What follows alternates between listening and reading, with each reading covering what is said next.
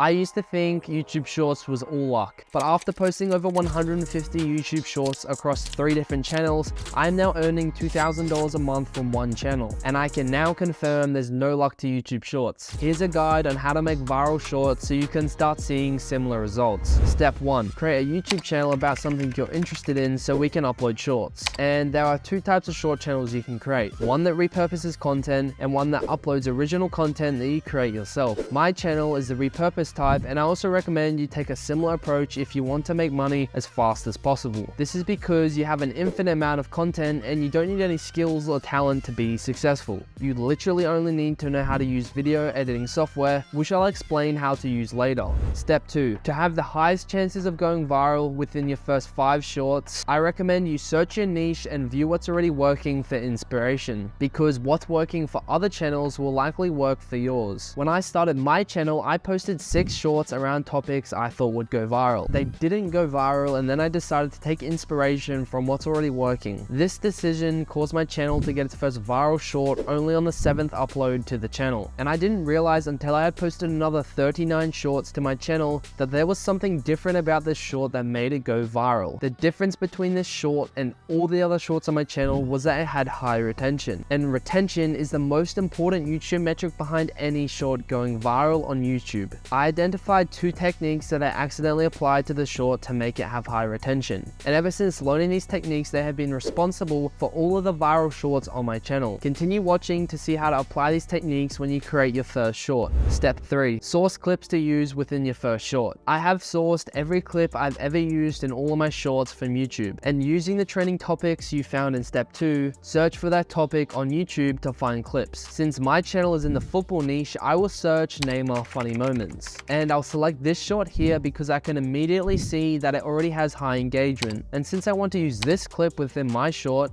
we need to download it by finding the original video that the clip is from. You should always find the original video because the quality will be much higher and there won't be any watermarks. And in general, we just don't want to be downloading other people's shorts and uploading them as our own. For my channel, I can see every re-uploaded short of mine, and YouTube shadow bans this content. But to find the original clip, you will want to describe exactly what the clip is about in the search bar. It's easy to find the original clip using this method, but sometimes the clip you want is within a large video.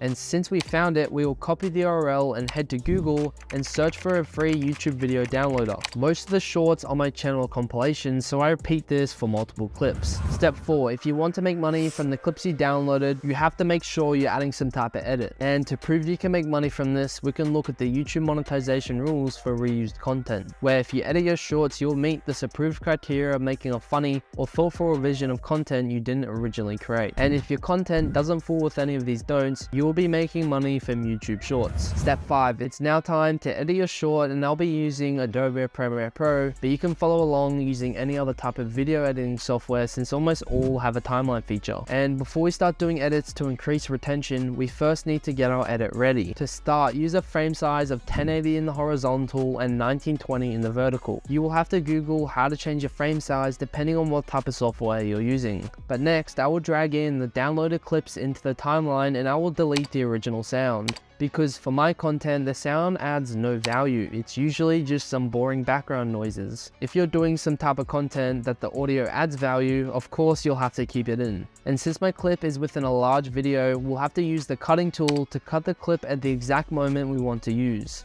And I'll delete the leftover clips and repeat this for all of my clips, because as I mentioned, I'm creating a compilation and we don't want to show these black borders, so we'll increase the scale of the video and then reposition it so it's centered within the frame. Step 6. Aim to achieve high retention, because as I mentioned, retention is the key metric behind any short going viral. The second technique I learned from studying my first viral short was that within the first second, I already had 1 text edit, 1 highlighted circle, and 2 sounds. These types of edits appeared every 2 seconds throughout the entire short to keep the viewer engaged both visually and auditory. And now we will apply this technique by adding our first edit just after the short starts, because we want change to occur within the first instant. This will stop viewers continuing to scroll on their feed, and they'll actually watch our short. And at this point, I will drag in a graphic such as a laughing emoji and place it above Neymar's head, because for this context, Neymar is mocking the reporter and it's funny. I will drag in and align a pop sound effect as soon as the graphic appears on the screen,